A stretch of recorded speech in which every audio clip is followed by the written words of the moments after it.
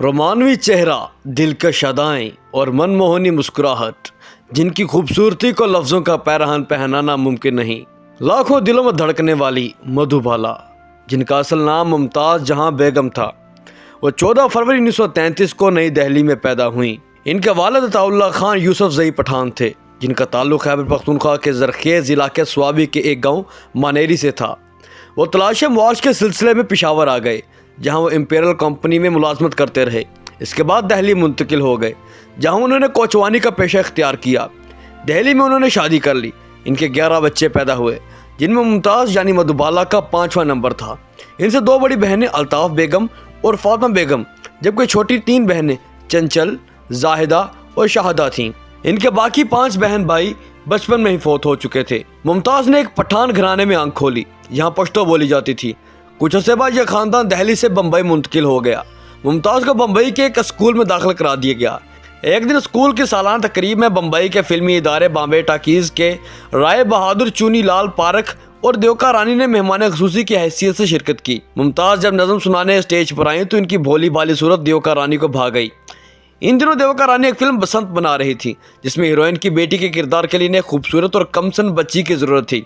इस तरह मुमताज़ ने पहली मरतबा फिल्म बसंत में ही बेबी मुमताज़ के नाम से फिल्म की हीरोइन मुमताज़ शांति की बेटी का किरदार अदा किया। मुमताज़ को इस फिल्म का मुआवजा ₹1.5 मिला था। इसके बाद रंजीत मूवी टोन वालों ने बेबी मुमताज़ के वालिद से मुआहदा कर लिया। यह मुमताज़ ने कई फिल्मों मुमताज़ महल, राजपुतानी, धन्ना भगत, पुजारी और फुलवारी वगैरह में चाइल्ड रोल अदा किए। इन दिनों मुमताज़ का खानदान समंदर के किनारे एक छोटे से घर में मुकीम था। 1949 में बम्बई में समुद्री तूफान आने से इनका घर तबाह हो गया, लेकिन जानें बच गईं। जिसके बाद खानदान अताउल्लाह खान के एक दोस्त के घर 6 माह तक क़याम पजीर रहा। बाद वो बम्बई के इलाके मिल्लाड में मुंतकिल हो गए। 1947 में मधुबाला ने नीलकमल नामी फिल्म में काम किया, जिसके हिदायतकार केदार शर्मा थे और मौसीकार बी वासुदेव थे।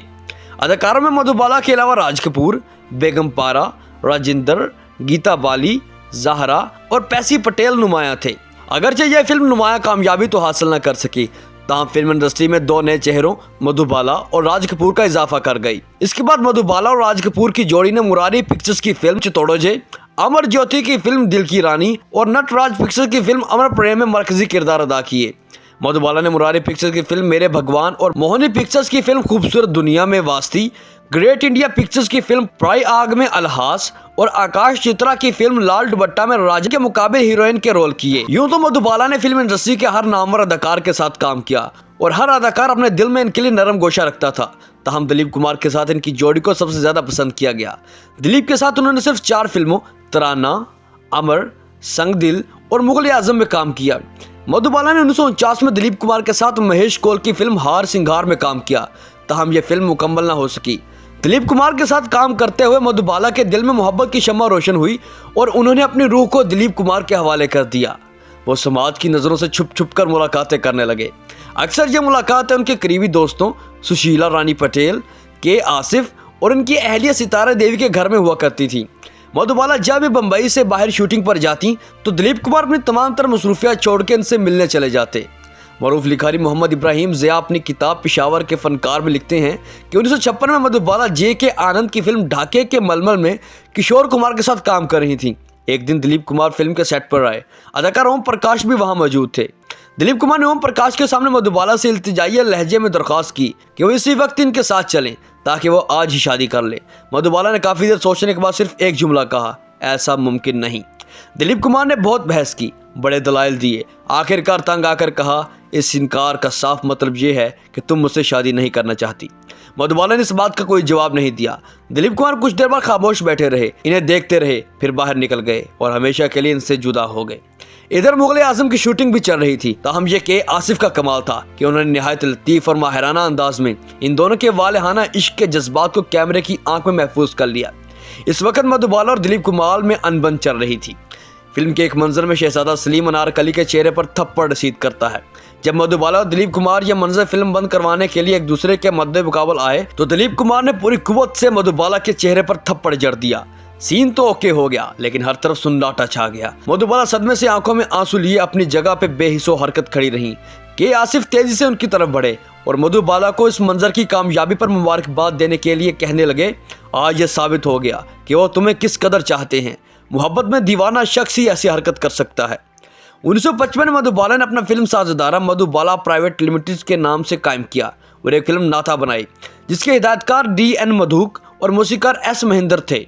1958 में मधुबाला ने किशोर कुमार के साथ KS पिक्चर्स की फिल्म चलती का नाम गाड़ी में बतौर हीरोइन काम किया। फिल्म की अक्सबंदी के दौरान किशोर कुमार ने अपनी मज़ाहिया हरकतों से मधुबाला के दिल को कुछ इस तरह काबू में कर लिया कि उन्होंने अपना सब कुछ गंवाने के बावजूद रूहानी और जिस्मानी तौर पर अपने आप को किशोर कुमार के सुपुर्द करने का जज्बाती फैसला कर लिया और दोनों ने शादी कर ली। 1960 में मधुबाला ने अपने इदारे के बैनर तले फिल्म महलों के ख्वाब बनाई। 1962 में मधुबाला ने बतौर फिल्म साज पश्तून सकाफत पर मबनी एक फिल्म पठान बनाई, जिसके हिदायतकार इनके वालिद अताउल्लाह खान और मौसीकार फकीर मोहम्मद थे। अदाकारों में शाहीन, प्रीतम नाथ, शाहदा, निरंजन शर्मा और सिद्धू नुमाया थे। इस फिल्म की हीरोइन इनकी छोटी बहन शाहदा थी। बाद में इसने जानी वाकर के छोटे भाई से शादी कर ली। इसके बाद मधुबाला के वालिद ने एक और फिल्म घर जवाई का आगाज किया, जिसकी हीरोइन मधुबाला की छोटी बहन चंचल थी। फिल्म के हिदायतकार प्रभाकर थे, ताहम जो मुकम्मल ना हो सकी। अलबत्ता चंचल ने हिदायतकार प्रभाकर से शादी कर ली। किशोर कुमार से शादी का फैसला मधुबाला ने इसलिए किया था कि वो अपनी मोहब्बत की तकलीफदा यादों से फरार चाहती थी, लेकिन वो इस हकीकत से बेखबर थी कि ये शादी इनकी तकलीफों और अज़ियतों में मजीद इजाफा कर देगी, जिससे मधुबाला के दिल का घाव मजीद गहरा होता गया। मधुबाला ने तबई मुआयने के लिए लंदन जाने का फैसला किया। किशोर कुमार पहले तो लीतो लाल से काम लेते रहे, लेकिन आखिरकार वो इनके साथ जाने पर राजी हो गए। डॉक्टरों ने साफ अल्फाज में बता दिया था कि वह 10 साल भी जिंदा रह सकती हैं और 1 साल भी।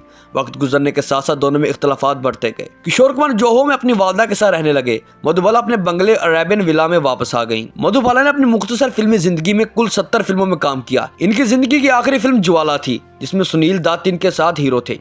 यह फिल्म मधुबाला की मौत के बाद 1971 में रिलीज हुई। मधुबाला की शदीद बीमारी के बाद इनके बाकी काम को एक डुप्लीकेट के जरिए मुकम्मल किया गया।